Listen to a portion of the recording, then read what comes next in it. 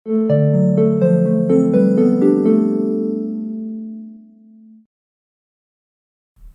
And welcome to the world wide post. दोस्तों, एक time होता था जब इंडिया ना डिफेंस वेपन को परचेज करता था, इंपोर्ट करता था, लेकिन आज वक्त कंप्लीटली बदल चुका है। डिफेंस वेपन सेल्स को बढ़ा रहा है, इंडियन वेपन्स को डाइवर्सिफाई कर रहा है और इंडिया ना बहुत हद तक जो फॉरेन कंट्रीज के डिफेंस वेपन पर जो डिपेंडेंसी है वो धीरे धीरे कर कम कर रहा है। और इसका बेस्ट एग्जाम्पल है रशिया के साथ हमने फाइटर जेट्स डील को ना रिजेक्ट कर खुद का एम का प्रोजेक्ट को डेवलप करना शुरू कर दिया है। मैं ये इसलिए कह रहा हूँ क्योंकि रिसेंटली ना इंडिया ने एक इम्पॉर्टेंट स्टेप लिया है। वो क्या है मैं आगे बोलूंगा, लेकिन इंडिया ना एक बड़ी स्ट्रैटेजी के साथ यहाँ पर आगे बढ़ रहा है इस डिफेंस मामले में। याद रखिए, अगर आप एक मार्केट में बिजनेस कर रहे हो तो आपको ना मार्केट पहचानना बहुत ज्यादा जरूरी होता है कि कौन कौन कस्टमर्स के क्या क्या रिक्वायरमेंट है और आपसे वो क्या चाहते हैं।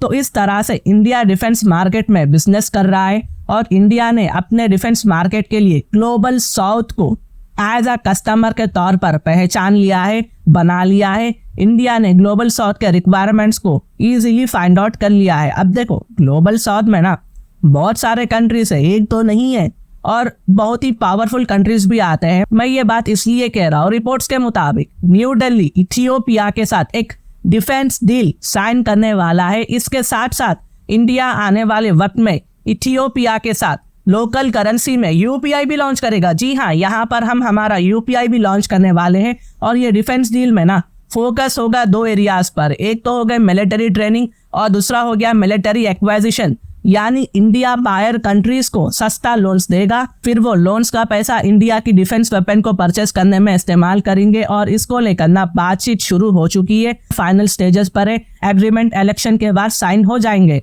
एक और डील है अफ्रीकन कंट्री गुयाना के साथ। इंडिया का एक्सिम बैंक ऑफ इंडिया, जिसे एक्सपोर्ट इंपोर्ट बैंक भी कहा जाता है, ये बात आपको मालूम होनी चाहिए। आप पहली बार अगर सुन रहे हो तो अच्छे से दिमाग में बिठा लेना। ये इंडिया का स्पेशलाइज्ड फाइनेंशियल इंस्टीट्यूशन बैंक है। 1982 में इसको एस्टैब्लिश किया गया था और इसका मेन पर्पस ना गाइस फाइनेंस करना है और इंटरनेशनल ट्रेड को फैसिलिटेट और प्रमोट भी करना है। और जितना भी ये इंटरनेशनल वाला ट्रेड जो रहता है ना, यही हैंडल करता है। मैं इसलिए कह रहा हूँ क्योंकि इंडिया के एक्सपोर्ट इंपोर्ट बैंक ने गुयाना को लाइन ऑफ क्रेडिट दिया है जो कि लगभग $23 मिलियन का है और इस पैसे का इस्तेमाल होगा 2 इंडियन मिलिट्री प्लेन्स खरीदने के लिए। जी हाँ, गुयाना हमसे ये मिलिट्री प्लेन्स भी खरीद रहा है। हाल 228 ड्रोनर एयरक्राफ्ट जो कि शॉर्ट टेक ऑफ और लैंडिंग के लिए जाना जाता है। शायद गुयाना के लिए ना ये एक प्रायोरिटी था। ये प्लेन्स अलग अलग मिशन के लिए इस्तेमाल होंगे, जैसे कि मिलिट्री बेसिस को रीसप्लाई करने में, पेट्रोल्स को कंडक्ट करने में और सोल्जर्स को मूव करने में ये अच्छा रोल निभाती है। और ये गुयाना के लिए ना सस्ता भी होगा। लेकिन गुयाना ना यहाँ तक आकर नहीं रुका, वो इंडियन पेट्रोल व्हीकल्स और रेडार्स को भी परचेस करने के लिए सोच रहा है। ये 2 मेजर डील से, एक अफ्रीका में हुआ है और दूसरा कैरिबियन में हुआ है। और यहाँ एक क्लियर ट्रेंड सेट हो चुका है गाइस कि ग्लोबल साउथ कंट्रीज को इंडियन मिलिट्री एक्सपोर्ट पसंद आती है, इंडियन मिलिट्री इक्विपमेंट्स उनको जरूरत है। और इसके अलावा भी सोर्सेस और न्यूज आर्टिकल के हिसाब से फिलीपींस ने इंडिया के साथ ब्रह्मोस मिसाइल खरीदा है। ये एक $375 मिलियन की डील है और डिलीवरी शुरू होने वाली है। लगभग 12 और कंट्रीज भी इंटरेस्टेड है, सब ग्लोबल साउथ से है। तेजस फाइटर जेट के साथ भी इंडिया के टॉक्स 6 देशों के साथ चल रहे हैं, जिसमें नाइजीरिया, फिलीपींस, अर्जेंटीना और इजिप्ट शामिल है।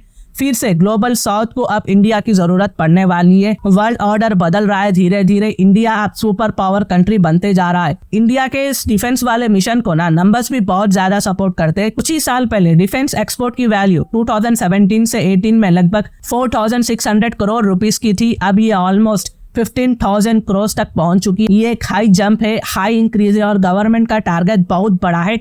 2028 से 29 तक 50,000 करोड़ की एक्सपोर्ट तक पहुंचने का इरादा है गवर्नमेंट का। बेसिकली इंडियन गवर्नमेंट चाहती है कि top defence supplier global south का इंडिया ही बन जाए।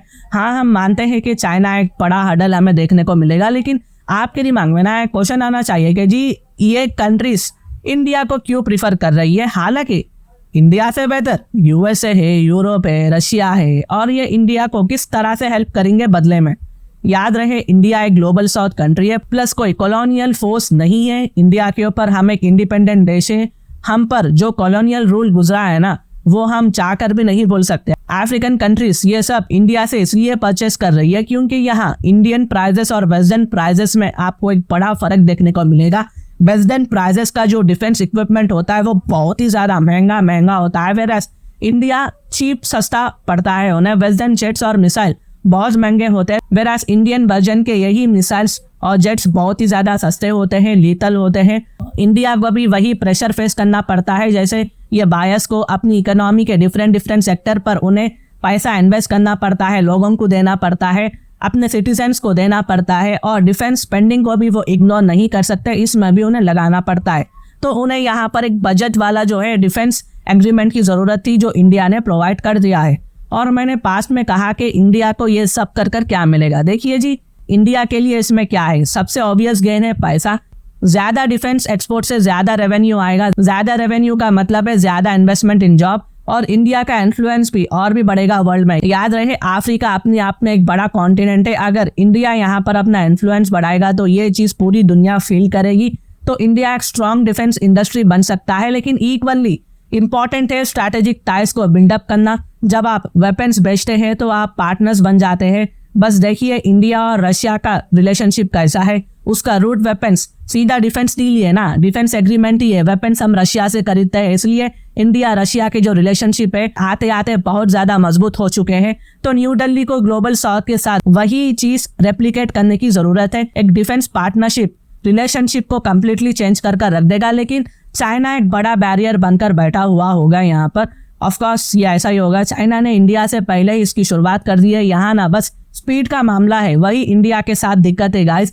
हमने हर चीज़ की शुरुआत ना चाइना से स्लो ही की है, यहाँ हमें इस स्पीड के इशू को सॉल्व करना होगा। और स्पेशली चाइना ने डिफेंस इंडस्ट्री में, स्पेशली अफ्रीका में, चाइना ने 27 लोन्स डील 8 नेशन के साथ साइन कर रखा हुआ है, जिनकी टोटल वर्थ $3.5 बिलियन है, और ये सब डील्स डिफेंस को कवर करती है। तो ये मैसिव चैलेंज होगा, और टर्की का भी बड़ा इन्फ्लुएंस हमें यहाँ पर देखने को मिलेगा। स्पेशली टर्की ने अपना TB2 बायरेक्टर ड्रोन को यहाँ पर प्रोवाइड किया है, और वेस्ट अपने जड़ों को, फुट होल्ड्स को यहाँ पर आसानी से नहीं छोड़ेगा। तो ये कुछ अपडेट्स थी जो मैंने आप तक लाया है। बोलिए आपके विचार क्या है, क्या इंडिया वाकई में ग्लोबल साउथ के जरिए अपने फुटप्रिंट्स को अफ्रीका में बढ़ा सकता है? तो अपने व्यूज को कमेंट में लिखिए, मैं उसको हार दे दूंगा। और अगर मेरी वीडियो इन्फॉर्मेटिव दिखे तो इंटरनेशनल अफेयर्स के लिए आप मेरे चैनल को सब्सक्राइब कर सकते हैं। Thank you for watching, thank you for hearing, and I always say God bless you all.